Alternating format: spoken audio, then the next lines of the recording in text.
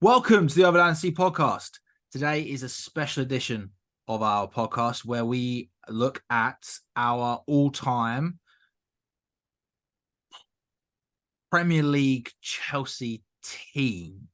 So what I mean by that is we have looked at the players that have played for Chelsea during the Premier League era from 92 to the present day. And my brother and I have basically come up with our starting 11. We're going to do this in the way that we normally do, where we've got our pitch and we drag our players into the positions that we want them. However, due to the size of the format, there will be certain players that are not available on here. As you can imagine, there's been an awful lot of players that have played for us in that time. We will give out special mentions where we can. And if you have any comments or disagreements, please comment. Right, moving forward. We're doing subs as well. I just want to point out we are doing subs because we are doing subs. I couldn't do it to 11. Yeah, I don't know how many subs I'm getting, whether it's 5 or 7, but that's what I was about to ask you. Do you want 5 or 7? I'll have 7. I'm more than happy to have 7. We'll do 7. There's a couple of players. I won't lie. I'm going to make my subs up as I go along. So if I'm brutally honest. Oh yeah. So yeah, that's cool. Yeah, that's fine. In which case, let's go. So Andrew, your starting 11 to begin with. Now I'll run through everyone because I know that like the players here are various sizes, and please forgive some of the editing. I know Hasselbank's got a nice little border around him. I do apologize. So let's start off with your goalkeeper. Again, just the starting 11. We don't need to do subs yet. We'll do subs at the end. So you've got that from what we've chosen, the ones that you have available, you have Courtois, Kudicini, Cech, and De Hoy. So you are starting with. I'm starting with Petr Cech, and I think it has to be Petr Cech. It's a solid. Like there is no. I can't imagine anyone disagreeing with that within the Premier League era. I was going to reiterate that there can't be any disagreement with that. To be honest, yeah, there's probably some huge Bonetti fans watching that are slightly upset. Wasn't in the Premier League. I think Courtois, in terms of if you're looking at definite ability, I think there is a comparison maybe between Cech and Courtois. He's my sub. I'm just going to tell you that now. He is my sub. I think Cech, if he doesn't have that injury, goes down when he retires the best goalkeeper that ever existed. I disagree. I mean he broke Schmeichel's record, which stood for quite a while, and I don't think anyone's broken Cech's record. This is what I mean. I think that all time he goes down as the best goalkeeper that ever lived when he retired. Since then, I think the whole distribution thing has become a bigger issue, and potentially there then becomes his distribution isn't as good as certain other goalkeepers, and there becomes a factor. I think if he doesn't get injured, the level that he had for the first couple of years was unbelievable for someone of that age and that experience, especially. Was he 24 when we signed him, wasn't he? He was like 19. Sir Alex didn't sign. He was very young. Sir Alex didn't sign him because he was so young, realised his mistake, and that's why he bought De Gea at the age he bought De Gea. Are you talking about Cech? Yeah, he was very young. Maybe not 19, but like 2021. He was not 24, I don't think. I thought it was 24. I could be wrong. Anyway, the one thing that I would say is I do agree with you. However, I think the one defining thing about him compared to Schmeichel, because for a long time it was either Seaman or Schmeichel. Take out the modern day game with playing from the back. But Schmeichel won a treble. He also won 3 Premier Leagues in a row. And he was also the Danish goalkeeper that won Euro 92, I believe it was. And so for that reason, I hate to say it, but I think Schmeichel pips him slightly. What I'm saying, the issue with that is he also had a Brian Lau, like the Laudrups. There was some good Denmark players. The Czech Republic had him and Pavel Nedved. There wasn't a lot of quality there. So he was never going to win anything internationally. He could have. I just think as a single goalkeeper, what he could do, he was a brick wall by himself. We conceded what? There was one season we conceded 15 15 goals, goals. was it? 15 goals. And that's still the Across the record to whole this day. season. That's still the record to this day, which is And I what know he had I some won't great even lie. defenders. I won't even lie. I based my defense on that record. I know, yeah, and I know he had some great defenders in front of me. I had Makelele in defensive midfield in a semi-defensive team, but the bloke was unbelievable in there. And then he got the injury, and he very understandably had a dip in form and still won us the Champions League. And Yeah, he is I still don't one think it's of a big dip. the. I don't think it was a big dip. I think it was a huge dip, purely because of how good he was in the first couple of years. I think there was a huge dip there, and he's still one of the best goalkeepers that ever touched the Premier League, which is why I think would be the best goalkeeper that ever existed. But the only reason that I argue is I actually heard someone, who was it? It was Foster, Ben Foster, on his Fozcast podcast, talking about how he thought Van Dijk in the 2 years before he had his knee injury was the best defender of all time. And I was like, absolute fucking bullshit. Absolute bullshit. And so therefore I was trying to look at like the bigger picture, like who could you compare Cech with? And the obvious one for me was Schmeichel, and those were things. Don't get me wrong, I love Petr Cech. But it's without the injury, and the injury was so early on in his career, and it was. it plagued him for a long time. I tell you why. I just think that first 2 years, any improvement off that level, and he's just ridiculous. I tell you the big thing that I noticed with that injury was, before the injury, he used to come out and I don't know if this is the right phrase, but almost attack players when they were one-on-one. You know, he would slide in and try and grab the ball off them. I think he lost a big part of that from his game after the injury, because that's how he got his injury. Yeah, and I think he also lost a bit of claiming the ball in the air. Intriguing. I think anything that was contact, I think he shied away from a little bit. Fair. And it's perfectly understandable. The bloke had a chunk of his head missing. Look at, who was the Wolves player? Raul Jimenez. Yeah, like he has not been the same. He's not looked the same. He's and to be fair, I don't know whether that's confidence or if I hate to say it because I know this sounds horrific, but I don't know whether then there's like some sort of there's been some permanent damage where he's okay to play, but his hand-eye coordination, like the skills type thing, has dipped. Like I have no idea, but I heard that. I don't know, but it's also when you're at the elite level, a 1 or 2% dip because of confidence is huge. So, but even still, he's top goalkeeper.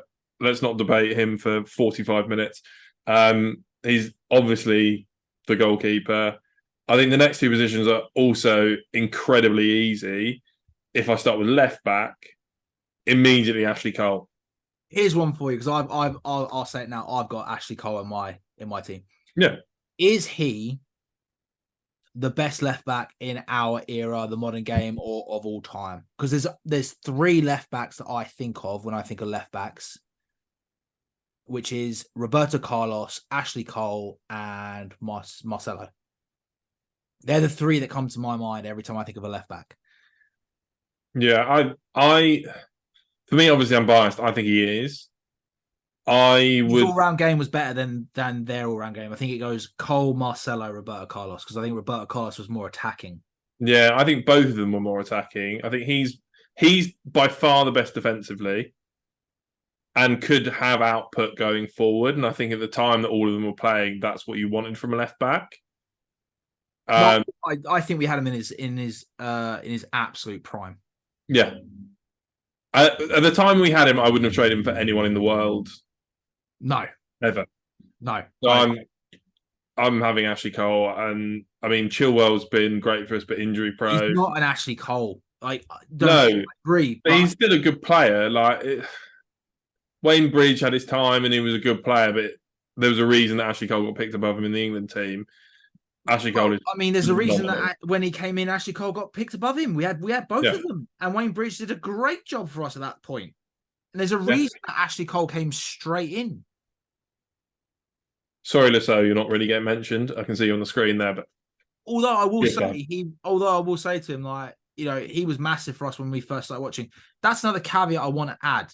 The Premiership started in 1992. I was born in 1990, and Andrew was born in 1993. So there's a reason why you're seeing and you're going to be hearing certain players that we mentioned, because we were. I mean, I was 2 when the fucking league started, and Andrew wasn't even born. So yeah, if you were born before 1999, you're struggling. You're really struggling. massive. I mean, I think we struggled, and like I said, I was 2 when the Premier League started, and I mean, you weren't even born. So Yeah. Those first couple of years is ropey for you guys. But we'll do our best. I mean, I don't think I JT. even have to ask. Left centre back JT. Yeah. I'm now worried. Actually, I've just realised I don't think the player that I'm thinking of is on the screen. Oh, really? Yeah. Who is it? I can't believe you've left him out. Actually, I'm devastated for the bloke.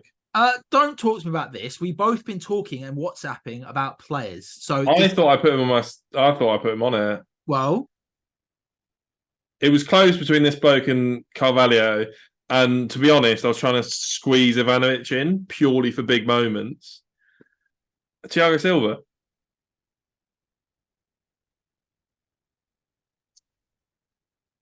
Do you know what? He's not on here. I don't know if he was mentioned or not. I thought he was on. I thought I put him on the list, but I might not have done. I don't know. You didn't. I went through that list with a fine tooth comb. Can we grab him from the other sheet and sweep him in? Because I've actually got both. There we go. There he is. Because I've actually got both open at this point. Beautiful. Let me just double check something. No, I need to put on this layer. Lovely stuff. This is how technical it fucking gets. There you go. There's your boy. Stick the big man in. It was close between him and Carvalho. You know what? I don't know. I don't actually know if you know this, so I apologize if this is the way you're finding out. For Dad's birthday, I took him for an evening with John Terry last weekend on Saturday night, and John Terry said that this is the player that he wished he played next to. I know it is. How the fuck did I get invited to that? It was very, very last minute kind of booking. How the fuck do you know John Terry? Like, how's this happened? No, no, I don't know John Terry. I wish I did. It was an event that was organised you could buy tickets for. Oh, so he was just speaking? Yeah. You made it sound like you were just sat on a 4-seater table at Nando's having a chat with John Terry. No. Right, okay, well, yeah, fine. Okay. Oh, absolutely. Yeah, Nando's, that's where we went. The golf balls that I bought him don't look quite so bad now. Golf balls, John Terry. Yeah, I mean, all you've got is him speak. I'll show him a YouTube video of John Terry talking about Thiago Silva. That's fine. I think Thiago Silva was unbelievable. Thiago Silva, through what has been a tumultuous period where we probably haven't had a team that has been worthy of challenging for a league, has got us a fair amount of success. And admittedly, between him and fuck off, Siri, he's got us with some other players that will make my team. Has got some unbelievable amount of success. And it was close to him and Carvalho in terms of best players. And I really wanted to stick Ivanovic in somewhere for the moments that he had. I think he stayed at Chelsea for slightly too long, and I got upset with him because he was never really a right back. But he's a big... But realistically, is that really his fault? No. It's not his fault, and he was doing a great job.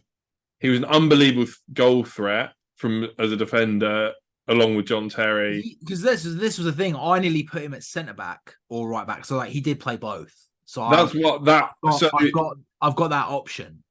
So it was between Carvalho and Ivanovic for a long time, and then I remember Thiago Silva. I was like, he's just mustard. Like I can't not put Thiago Silva in.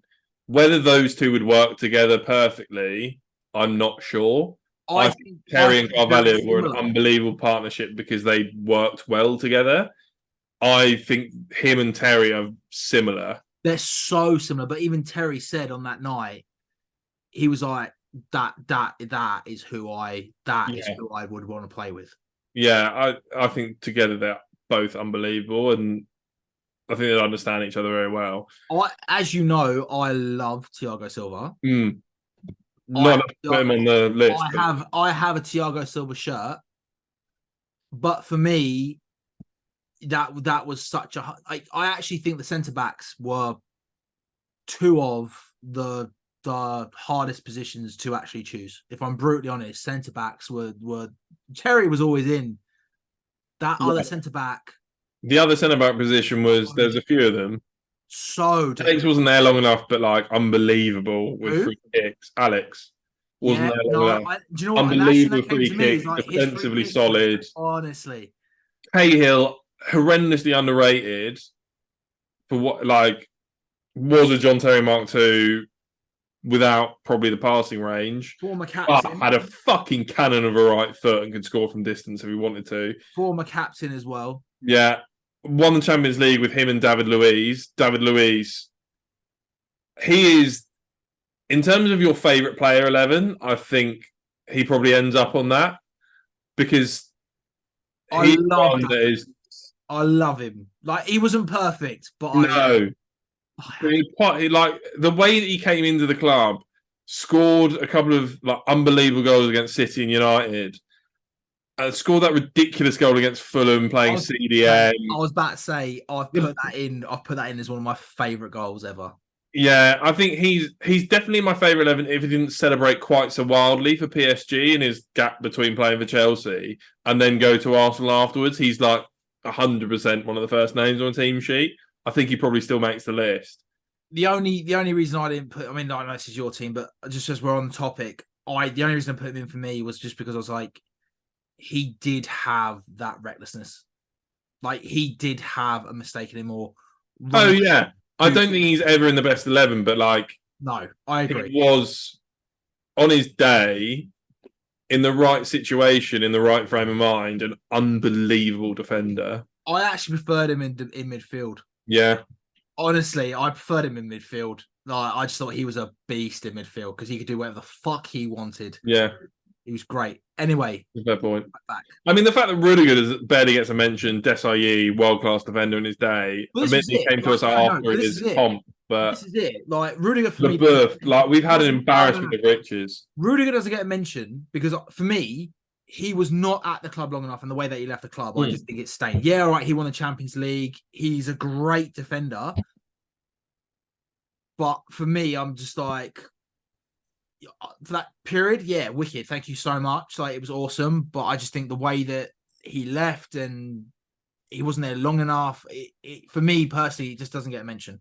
Not when you've got the likes of Cahill, like you said, Desai. Ironically, again, Terry said he learned so much from Desai. Like Desai looked after him, like when he came into the first team, and it was really nice to hear Terry's like just the story. All right, you and John Terry mates, we get it. Fucking hell, give it a rest. I mean, on that as well, LeBeuf. I remember when you and I first started watching Chelsea as well. LeBeuf, Yeah, well, it was Desai and LeBeuf, wasn't it? Yeah, it was. It was hands down that. Rock solid. And I think the only thing that stops one of them getting in is Desai joined us like the latter part of his career. I mean, he did amazing with AC Milan. He won the World Cup and the Euros with France when he was with us. So he's an absolute unbelievable player. Great captain for us as well. Both of them elevated Chelsea a bit in that I don't think anyone at the time would have expected that a player of the calibre of Desailly or LeBeuf, a France international, I believe he was in the World Cup winning team. They both were. They both were the 98-98 World Cup winning team. I think they both elevated Chelsea where we were. I don't know where we were at that point, but from my memory, we were finishing sixth every season. Yeah, I think that's after they joined. Yeah. we were probably slightly further down the table, and I think it elevated us into a conversation and probably put us on the map for future things that ended up happening. For me personally, like they are the base of the solid spine that we then try to replicate moving forward. Yeah, but moving on to right back. So I think I know who you're going to say. Didn't last for 3 hours long. Yeah. So personally, I think I know who you're moving to. I think Reece James is the best right back we've ever had, but I just think Aspi needs to be in the team. Really? I just think the I thought bloke. you were going to put in Ivanovic. No, for moment, because I think if I was going to put Ivanovic in, I would have put him centre back because I think that technically was his best position and his best position for Chelsea. I think Cesar Azpilicueta stayed slightly too long at Chelsea's request when I think he knew that he should leave. And I think the club he wanted to leave. He had yeah. that one extra season. He wanted to leave. The club said no. And then he saw what condition we were in and he was like, nah, do you know what? I can't leave. It's not right. I'm not necessarily sure that's the case. I think Reece James was the star above him at that point, and he wanted to still play football while he could. And I think he was everything that made Chelsea great at that point.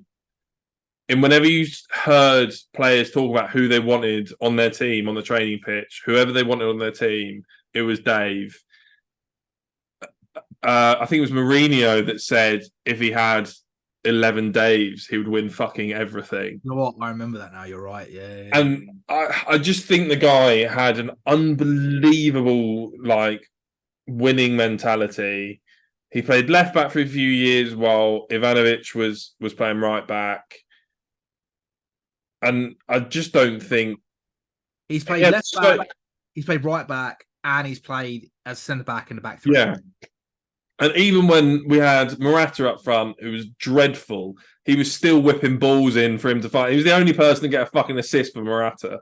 So I just think the bloke has to be in, and I think Reece James will eclipse him. But I think if he stays fit, yeah, for an 8 to 10 year period that Aspi was in the team, he was so reliable. I mean, his attacking output wasn't there, but defensively he was so reliable. Even if he got beaten, he'd get back and tackle the bloke, and the ball wasn't coming in the box. It was. Don't get me wrong, for the fee that we paid for him. Oh, he's one of our best signings ever. 100%. The fee that we paid for him, he was one of the signings that we made straight after winning the Champions League. And you look at what he won, and when I say what he won everything. Yeah. He is the first Chelsea player to win every trophy. I think he's the only player. So it does speak volumes. Yeah, I couldn't leave him out. As much as I love Reece James, I think Reece James is the best right back we've ever had. Aspi was doing at such a high level for so long, playing week in, week out, never injured, just kept going. Yeah. And for that reason, he's in my team. I can't argue with it. So far, so good. The only thing that I would say about Thiago Silva is, don't get me wrong, I love Thiago Silva, but he's not been at the club for very long. But I was so happy when we signed him. My mates were past it, blah blah. I was like, did you not see the Champions League final against Bayern Munich? So yeah, no, that's fair. I don't have any arguments with your back line. The bloke is also 39. Is he 39, 38, 39? 39. And he's still an absolute Rolls Royce at this level. He's been at the club, 4 or 5 years? The funny thing is, early on in his career, he got tuberculosis and everyone wrote him off. Yeah, he got tuberculosis quite young, and everyone was just like, "You're not going to make it now," and all this sort of stuff. And he had a real hard time getting into a professional football team. But as soon as he got in, he was in. He played. I want to say it's Corinthians, but I feel like it's wrong. Played Brazil for a little bit. Next, he's gone to AC Milan and he meets Maldini, and Maldini takes him under his wing. There's a reason why this player is so resilient and so good. I can't speak high enough. I think it's an absolute travesty that he hasn't got the recognition that he should have got. What do you mean? There's been an unbelievable bias in the team of the years to La Liga, where it's always Ramos and PK. PK doesn't deserve to shine his shoes. PK, But he didn't. Fucking garbage. No, are you talking about the Liga team of the year, or are you talking about what team of the year? The world FIFA Pro world team of the year. Oh, right. No, on that level, I absolutely agree. Like what he did at Milan, what he's done at PSG, captain at both teams. Yeah. He's captained us. And it was always PK, it was always Ramos. Ramos, fine, I get it. Unbelievable. PK, no, but so unbelievably suspect against anyone that has any size. You know what that is? 1 for 8 for breakfast every time. Don't get me wrong. I'm not disagreeing with you when I say that. Like, don't get me wrong. I will still say that Barcelona team is one of the greatest teams that I've ever seen, and he's a part of that. But I think with the Ramos PK thing is because they went, what was it, Euro World Cup Euro or World Cup Euro World Cup? Euro World Cup Euro, I think. Yeah. So they're the only team to do that, I believe.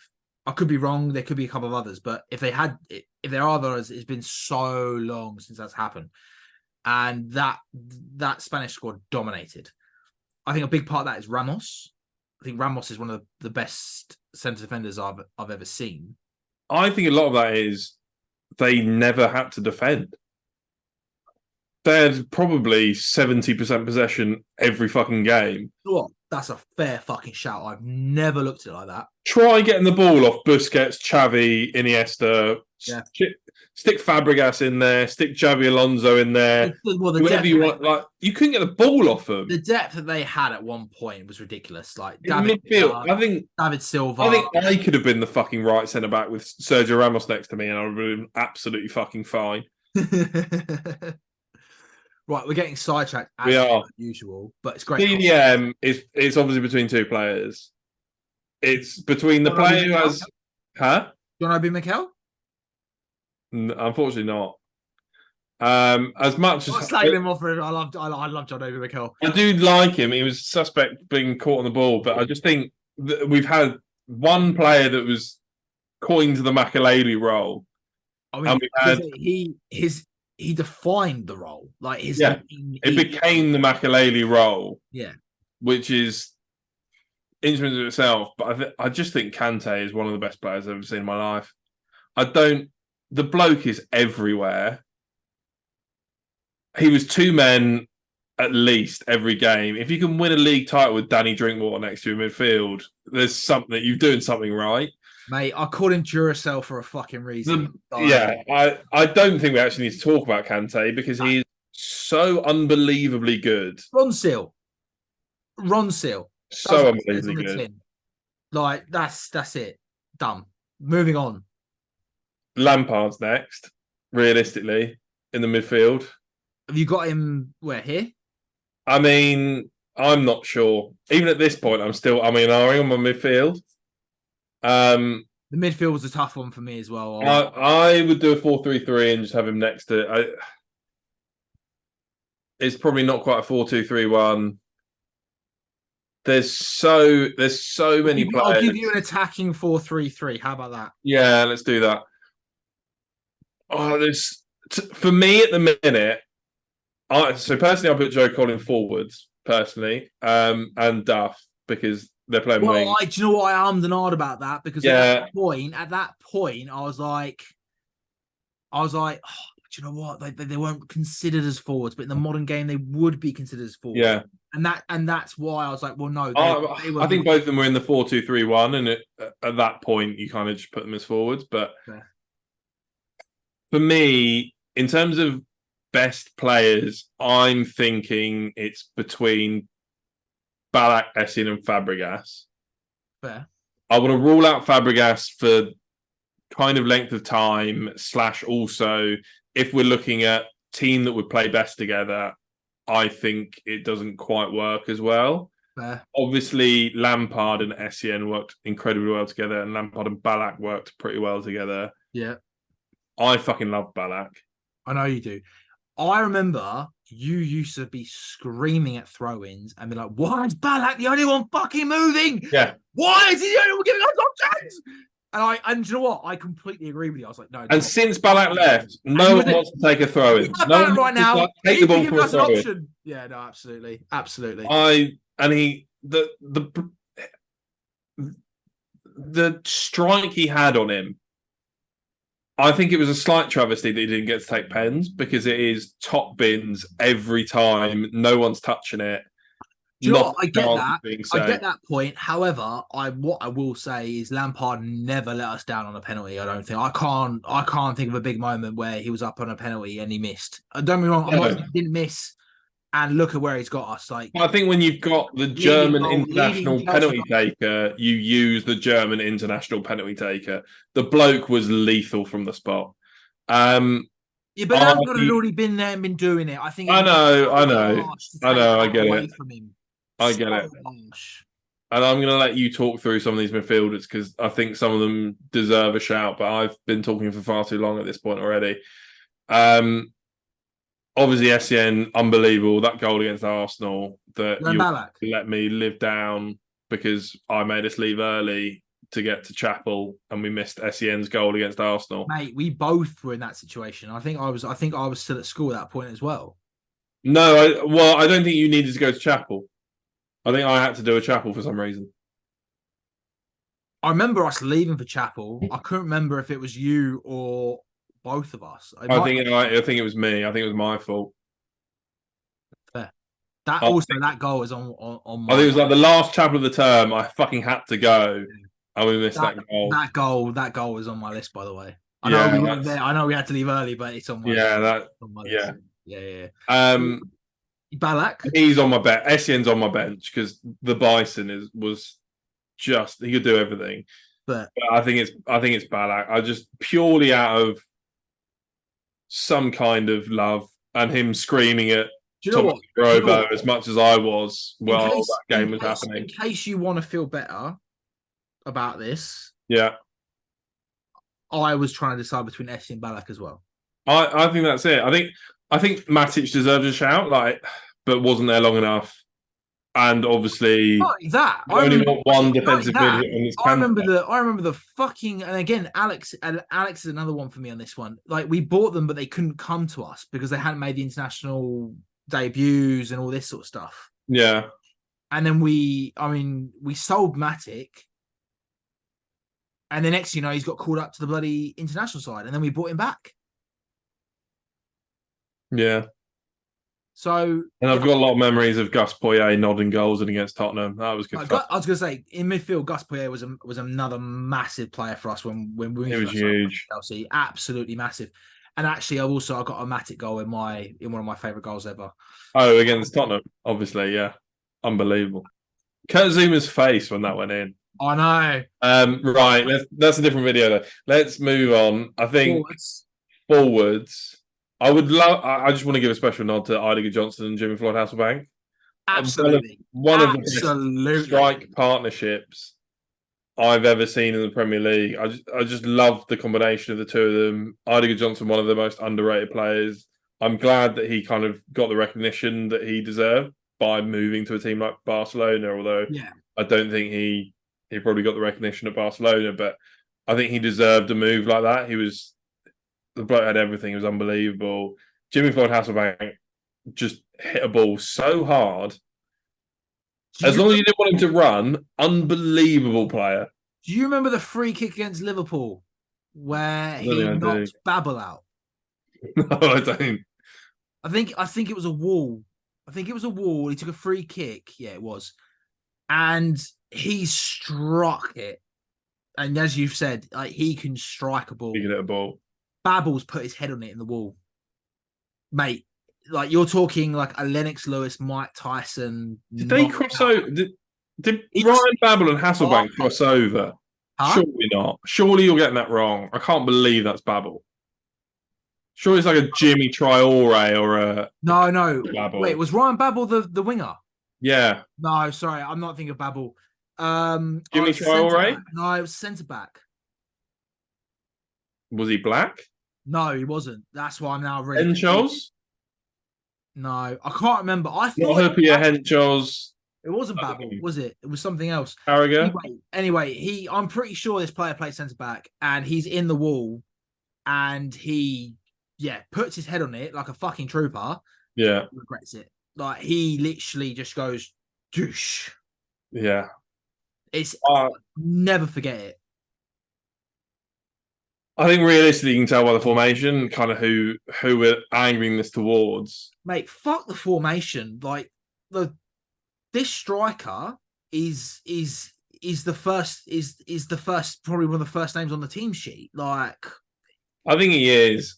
By the way, I agree with everything you said about Jimmy Floyd Hasselback and Oliver Johnson. Like they were the team that we were when we had them. They created an incredible partnership, and Jimmy Floyd Hasselback even got Golden Boot when he was with us.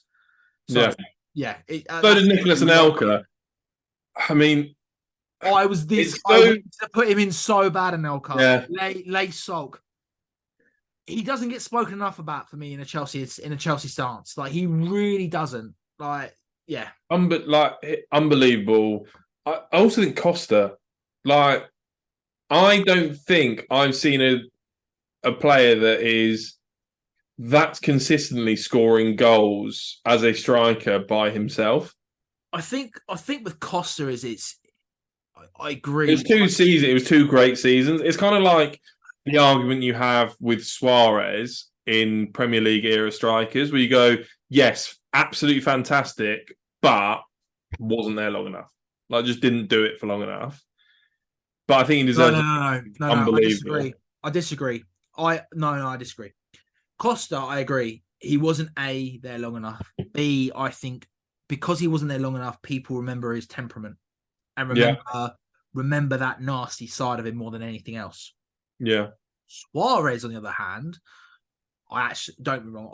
I will say he is. I can't stand him when he was at Liverpool. I couldn't stand him. A, because he was at Liverpool. B, because of the controversy around him. But what I will say is because I'm also I love Barcelona as what they've done over the last 20 years. But I will say he is a fantastic player, like gifted, incredible, and deserves all the accolades he gets. I actually think Suarez gets more accolades. Not that it's not deserved, but I think people remember his accolades more as the player that he was, and the goals that he scored, and the tricks and all that flair and the creativity, because he was there long enough. And I actually think that people don't remember those outbursts as much because he was there longer, and therefore there are more memorable moments where you go, "Oh my god." No, I don't think he was there that long. But I think when you score 30 goals in a season, when you missed 8 games, yeah, people forget why you missed the 8 games. Yeah. Unfortunately, I didn't agree with anything that he did back then with the biting and the racism and all this sort of shit. But he was a fantastic. I think he's still playing. He's a fantastic player. He might be joining Inter Miami with Busquets and Messi, for fuck's sake. Yeah. I think they had Jordi Alba at one point as well. I think he's still there. But okay.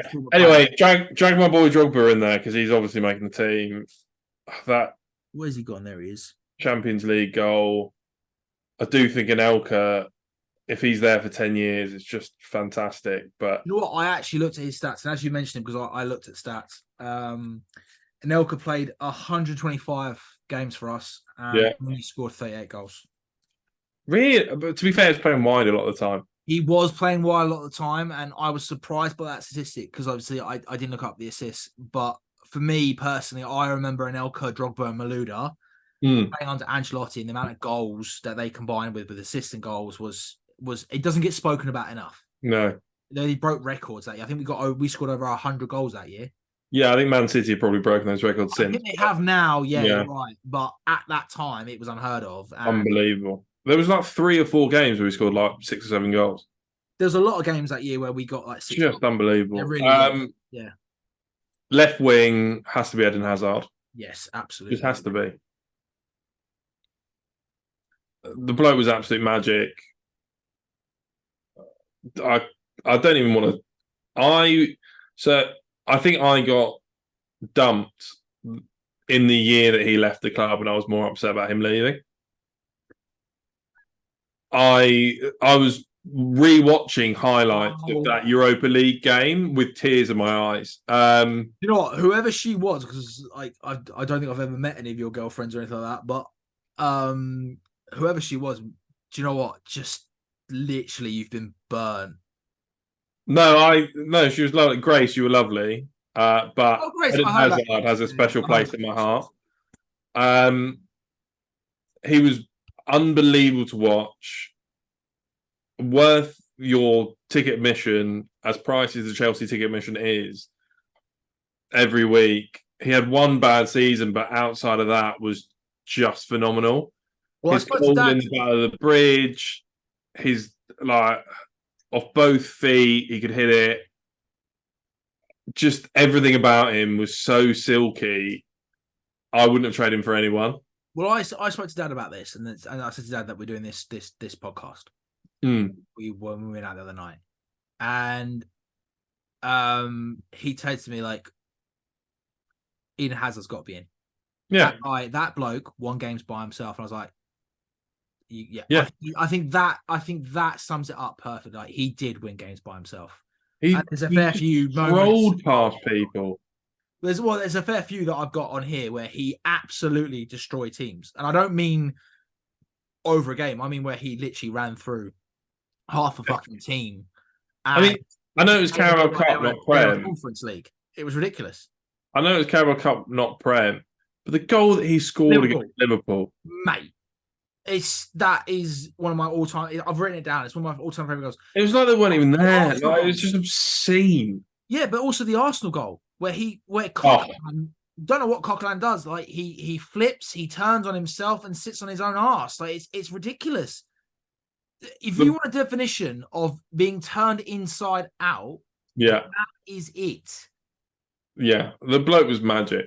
Coquelin's absolute magic is not even.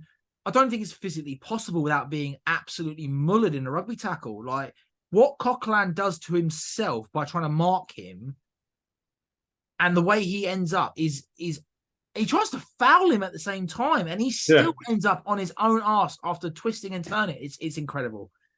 We got him in his absolute pomp. Like I think if this bloke is playing now, or played a little bit later when free kicks were getting.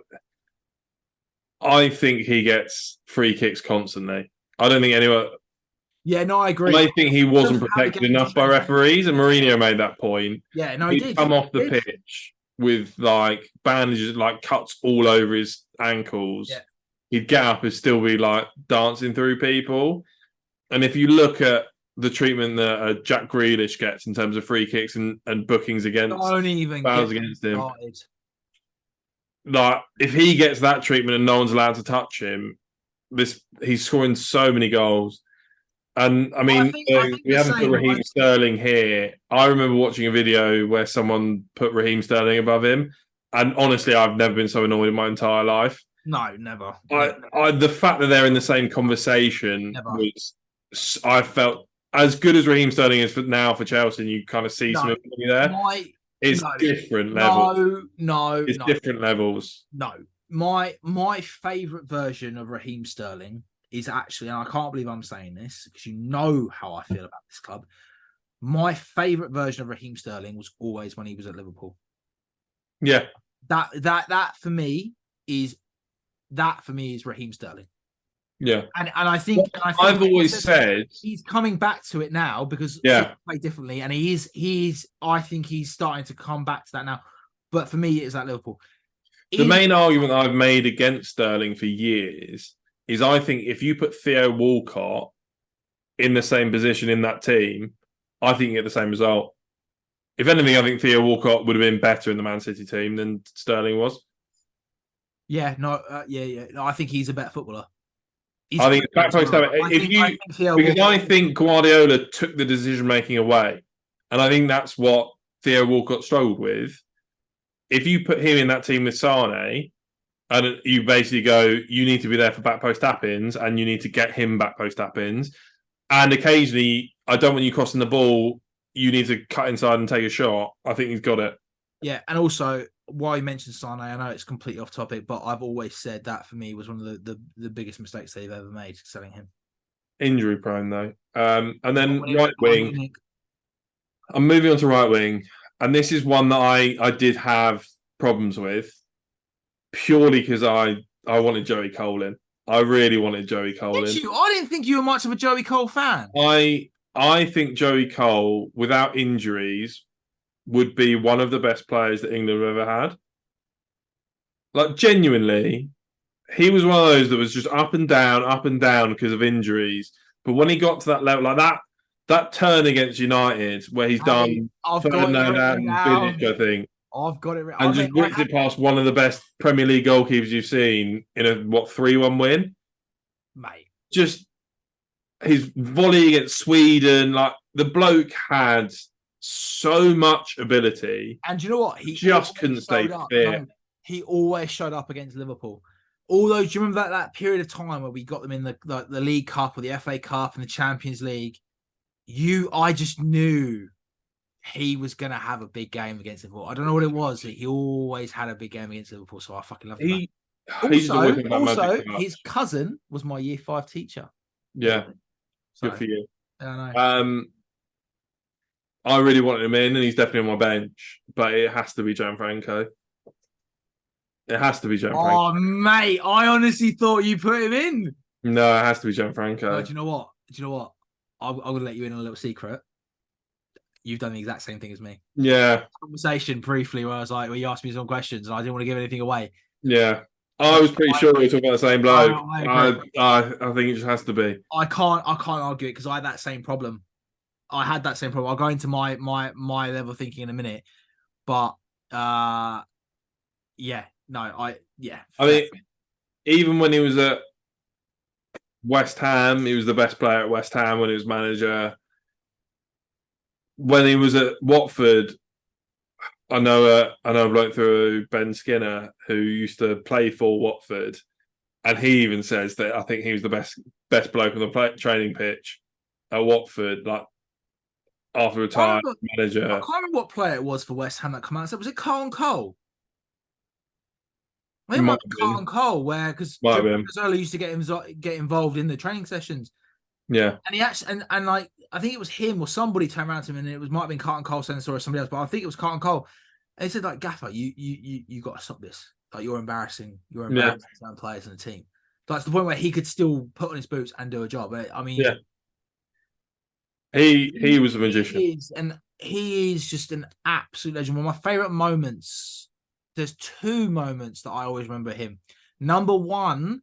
Just because he scores in this moment. Number 1 is the goal he scored against Norwich. The flick. Mate. Jumps up in the air and with his left foot just heels it behind his right leg into the corner. And Foggle... I've seen the video flipped or it's the other way around, but I'm sure it was running that way and it was right footed. I could be wrong. I always thought it was left leg. And that he was coming, it was from, maybe I'm getting confused with camera. I think it was the other way around. I thought it was from the East Stand, and then I don't know. He heads back to the West Stand. I didn't even think it was at Stamford Bridge, but no, it was because it was at the Shed End.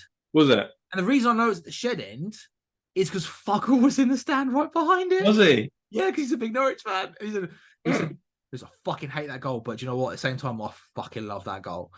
He said, if it wasn't against Norwich, I'd be like, yes. But yeah, no, absolute techers. And then the other one is where he absolutely sat Jamie Carragher on his ass. He didn't get a goal after it, but he absolutely turned Jamie Carragher and I think Sammy Hupia, and I can't remember the other defender. But I think it went off the pitch where the goalkeeper saved it. But yeah, there's that image of Carragher falling on his ass and scrambling with his legs, trying to still tackle him while he's on the floor.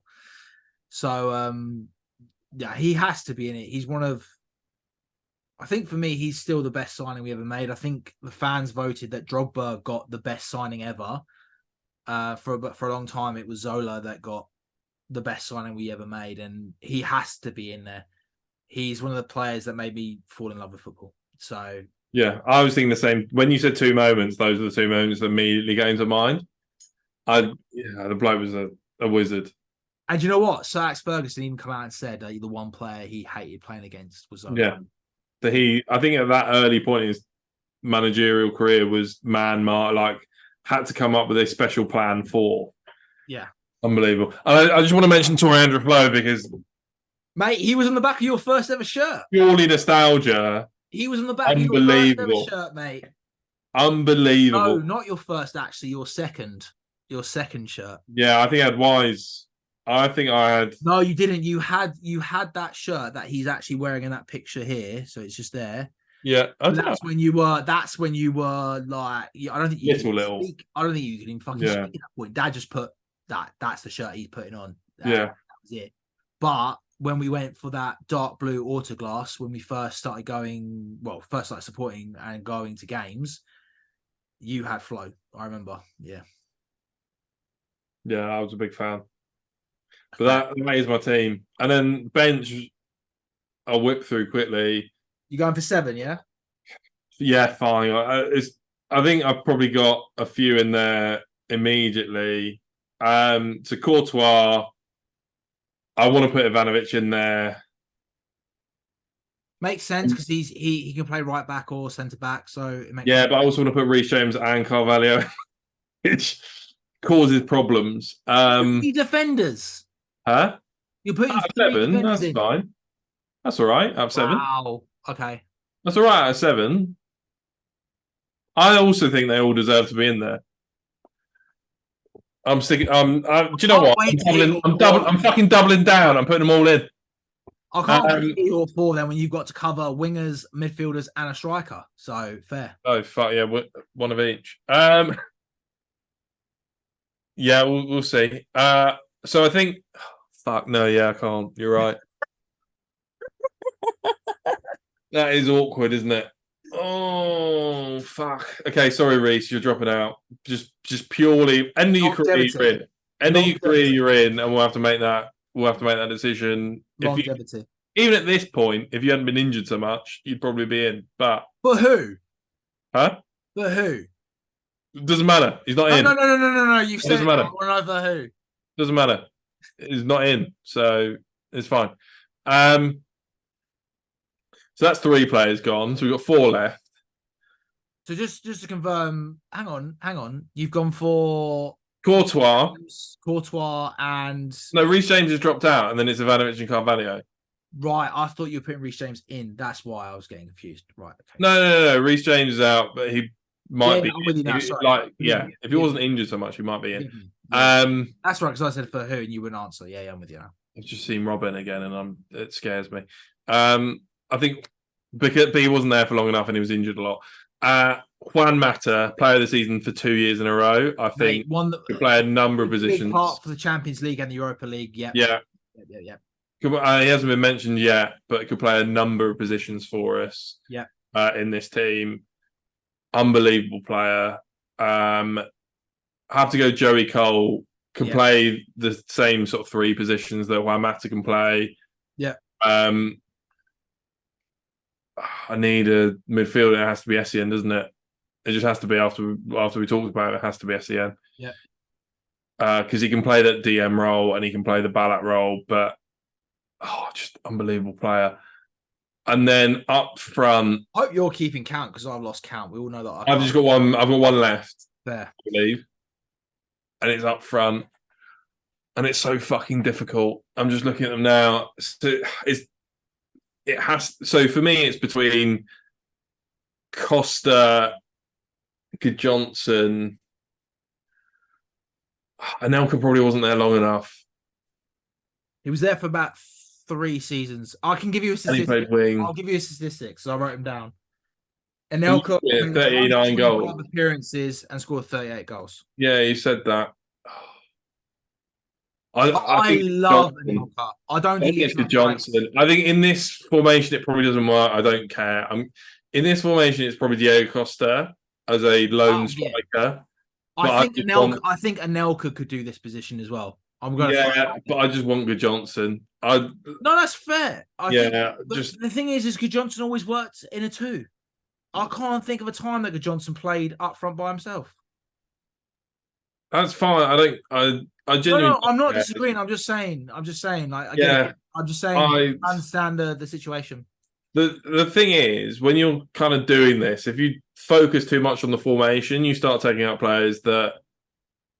Because if you were like, oh, we're going to have to play a 4-4-2 because I want Hasselbank and Johnson, you then start looking about like, oh, does Frank Lampard work in a two in midfield? He's never really played in a two in midfield. No, but we played the diamond originally with Lampard at the top. Fine, but then you're going right. Well, then Hazard, you can't have a winger. Well, you just drop him You back. can you can focus on formation slightly too much. I No, wouldn't no, be. I know, and that's something that I actually did. But what I'm saying is all right. He's a left winger, but I don't think you lose what you get from Hazard being in left midfield rather than left wing in a 4-4-2.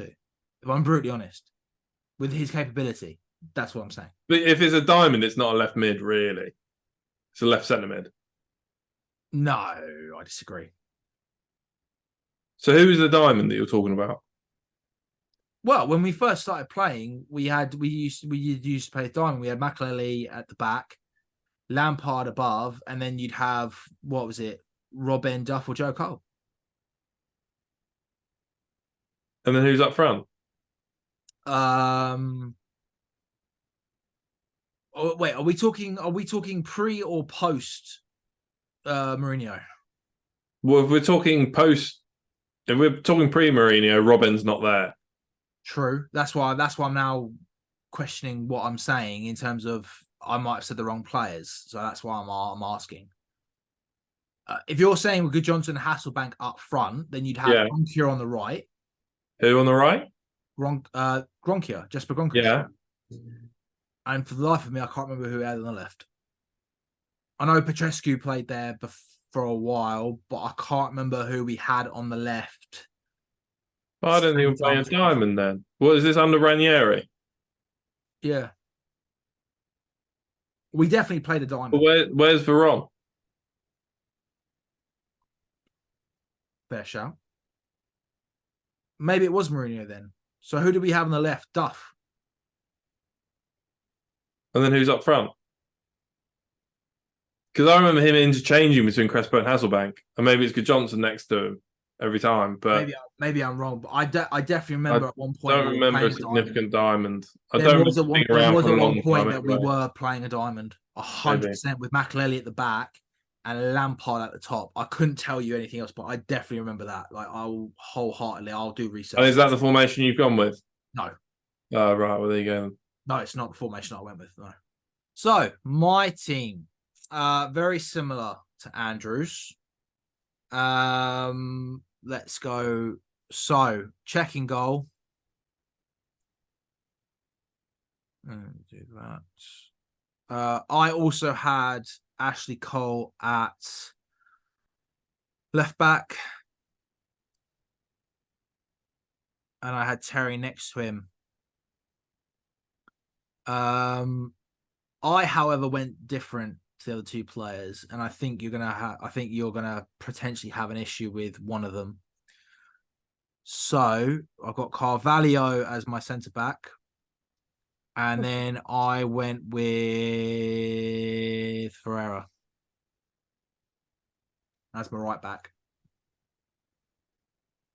Why? I actually think that Ferreira and Carvalho don't get enough credit for what they brought to our team when Mourinho came in.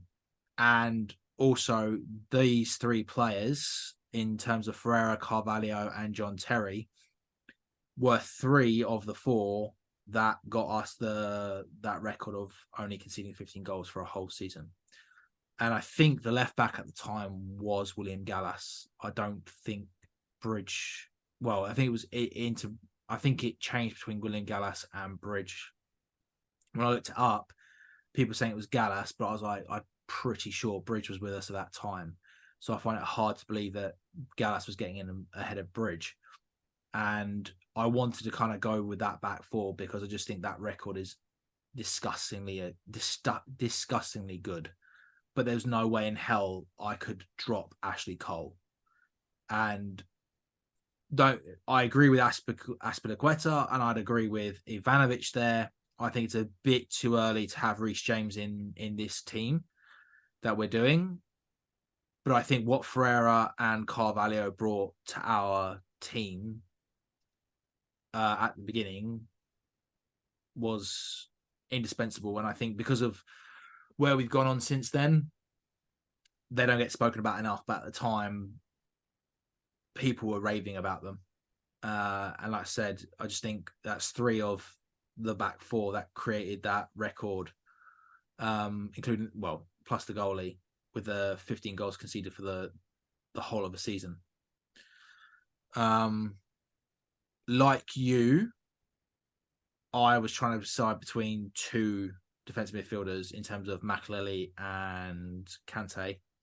I also went for Kante just because I think he offers more overall than Makelele in terms of getting forward, ball possession, passing, not taking anything away from Makelele at all. But Kante for me just offers that little bit extra. And everyone said it, having him in your team is like having 2 players in your team.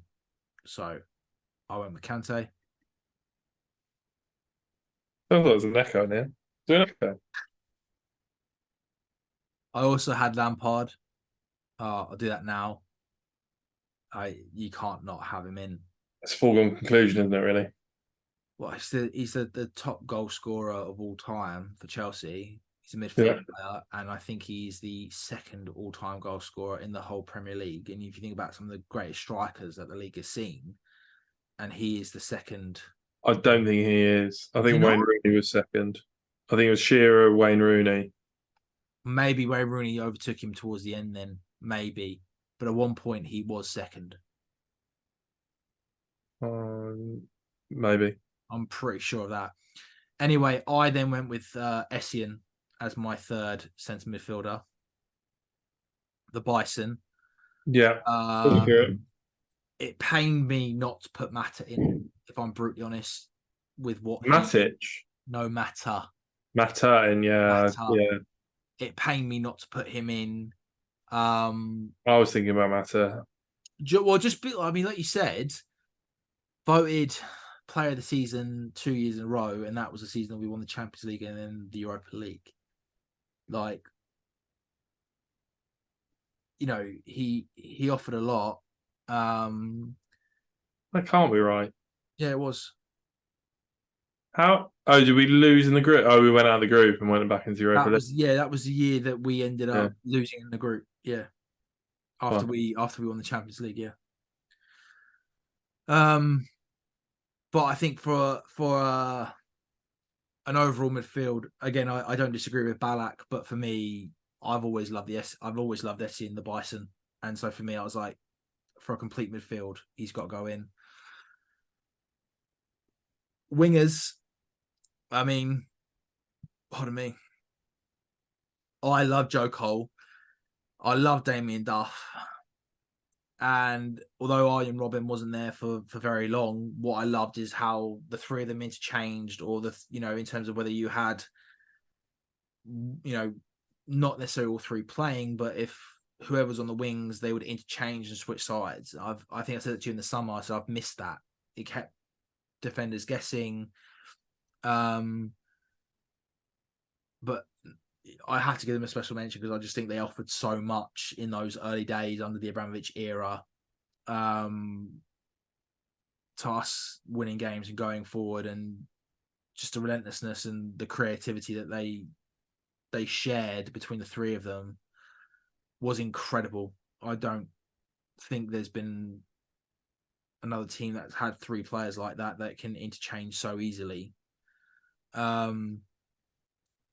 But I did go for the same wingers as you, because I was like, there's no fucking way in hell I cannot put Zola in. And I felt a bit cheeky putting him on the right wing because he was either a striker or a left winger. But Hazard played on the left, so, and then obviously I've got Drogba up front. So it's very similar in terms of sort of the team, and I think the spine was always going to be pretty much there.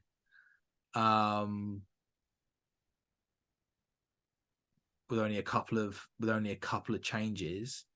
I agree with what you're saying about Hazard, not Hazard, sorry, Hasselbank and Good Johnson. They were incredible when we first started supporting. And other notable mentions for me, Dennis Wise as captain. He was still captain when we first started supporting. Ironically, he actually had JT as like his little academy assistant that used to clean his boots and stuff, and he taught him a lot, which was quite interesting to hear. But yeah, I think overall it just goes to show in terms of it's not too dissimilar, just a couple of players here and there.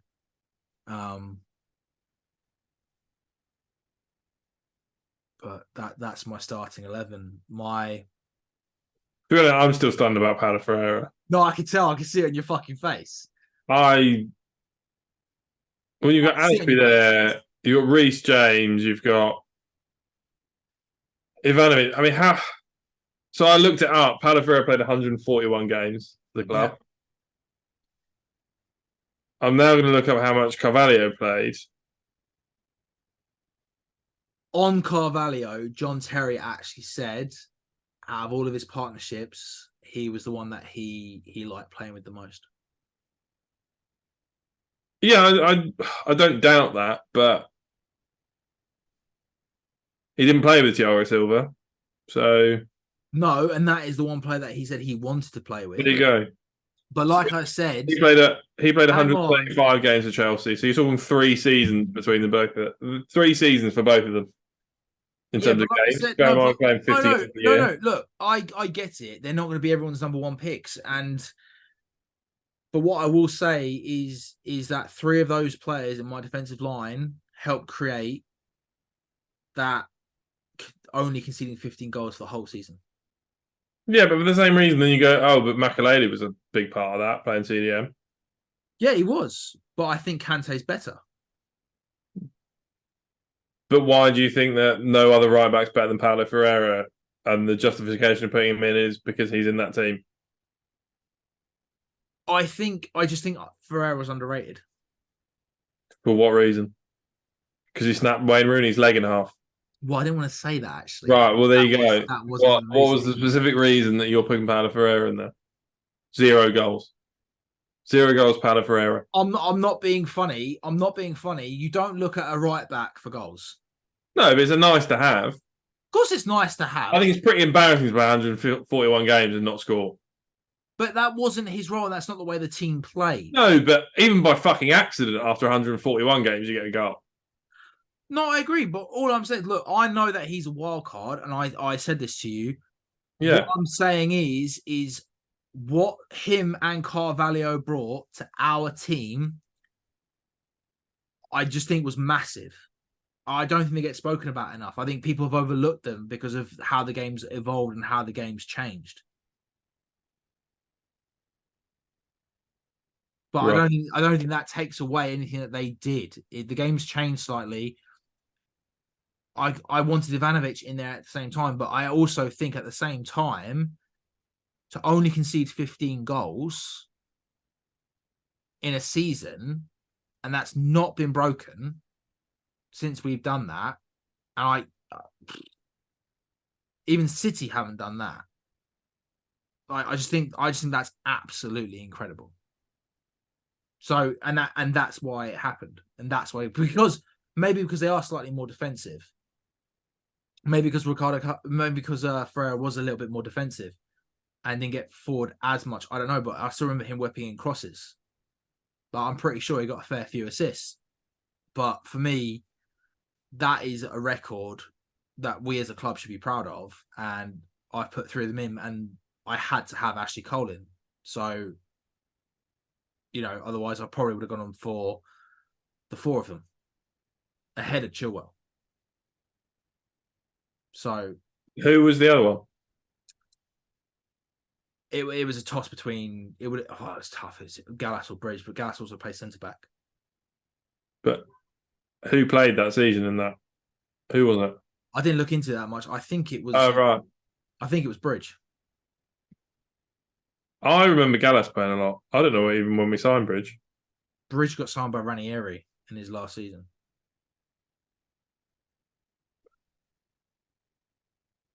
I remember Gallas playing left back a lot, and that's why he left. No, it's true. It's true. And then obviously, like, we swapped Gallas with Cole. Yeah. Yeah. But yeah, I know everyone probably wouldn't, like I said, with Aspie, with what he's done, captain, won everything. I mean, literally everything that he could possibly win the club, even Ivanovic. But I still remember what Ferreira brought to the team. What did he bring? He brought an incredible defensive record. Like, For one season. they won back-to-back premierships. Yeah, but No, the incredible defensive record yeah, was one but when was season. the last time we did back-to-back premierships other than that underneath Mourinho? Specifically under Mourinho, when have we done back to backs? Well, Or other than that, we than under Mourinho, with those first 2 seasons, when have we ever won back-to-back titles? we haven't. Well, exactly. So Did he win the Champions League for us? no, but he was definitely in a Okay. team that was contention and worthy of. No. Yeah, but the first year we won the fucking Champions League, we had Bosingwa at right back. Fine. Stick him in. Are you honestly telling me you'd have Bosingwa over Ferreira? Yeah. Fuck off. Portugal had Basingwa over Ferreira. It's not like No. Bullshit. No. There was a point where Bosingwa wasn't even on the fucking on the hemisphere. What, when he was like 20? Mate, Ferreira played for Portugal and stuff. Like, don't make it sound like it was neck and neck. How many caps do you think Paulo Ferreira had? I don't think he had many. I'm not going to say that he had many, but he definitely played and he definitely was there.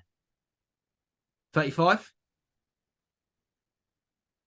You don't even rate your own man. You know that. I don't even know how many, what an average would be. I'm not even being funny. I'm just saying 35. This is numbers. You know, I don't do numbers. It took me 5 years to learn my mobile number, for fuck's sake. That's because nobody wanted it. But anyway, that's a different matter. You didn't even back your man. He got 61. 61. What did Bosingwa get? 21. Oh, 27. Still. Back-to-back Premiership titles, and also like he was definitely in teams that could have won the Champions League. So, Well, he did win the Champions League. he did for Porto, yeah, exactly, Yeah. but not for us. Yeah. So yeah, there you go. So the bloke won Champions League, and then he came to us and won two Premier Leagues back to back, plus a League Cup, maybe even a Community Shield. Yeah. So I stick with it. But I mean, let's hear your subs, and then we'll talk about who you should have paid respect to that you haven't paid respect to, but you must have missed someone out. Subs wise, I wanted to go Cudicini. I rated Cudicini. I love Cudicini, but just earlier on when he first come in after De Hoy, me and Mum, I remember like sitting there going, "Oh my fucking god, Cappuccino's playing." I had a Cudicini shirt. I love the bloke. Did you? Yeah. I don't remember that. Yeah, I had a Cudicini shirt. Couldn't claim a cross to save his fucking life, but I remember that. But he then came good. But it's got to be Courtois, I think, as well. You know, when you look at like the heights that he's now gone to and stuff, and even for us, he was really good. Pardon me. So that's one. I've got 6 more. Oh, sorry, I'm going to use my fingers so I don't lose count. Ivanovic is definitely in there, just because he can play centre back and right back. I'm going to throw in Aspie as well for that. So they're my 2 defenders. Midfield wise, I'm going to throw in. Who am I going to throw in?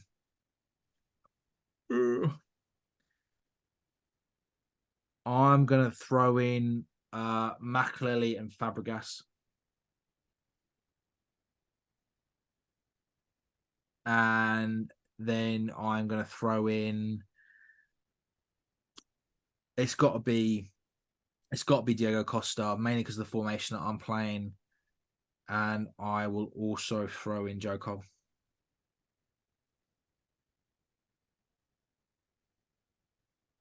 To know about No Ballack. that. Even after you said you were earlier, you said you were picking between Essien and Ballack, and then have left Ballack out completely. Yeah. How does that make sense? Just because I got Costa up front, the link-up play with Fabregas, and also what Fabregas brought in. I know what you're saying. I get it, but I've covered myself so that I've got, space for injuries and different ways of playing. You're trying to play two teams, basically, is what you're saying, rather than pick best. Right. Because this is what it is. You've been weirdly tactical with this. It doesn't make a lot of sense to me at all. But it only doesn't make a lot of sense because I said to you before I was picking between Essien and Ballack. Yeah, that's the only reason. Can you explain to me why Thiago Silva completely misses out as well, please? That's a fair shout. To be fair, with Thiago Silva, I won't lie, I actually forgot about him when we first yeah. But the second point is I love Thiago Silva. I think he's great. But again, what Ivanovic has done covering two positions for me, and then also obviously as well, Aspie, what he did. They were with the club for so long, and what they've achieved and what they did. I mean, But Thiago Silva's been there longer than Palafura and Carvalho. No. Well, no. In the team for longer than they are. No, he's not been there longer than them. How many appearances has Thiago Silva got? No, that's not what you said. You said...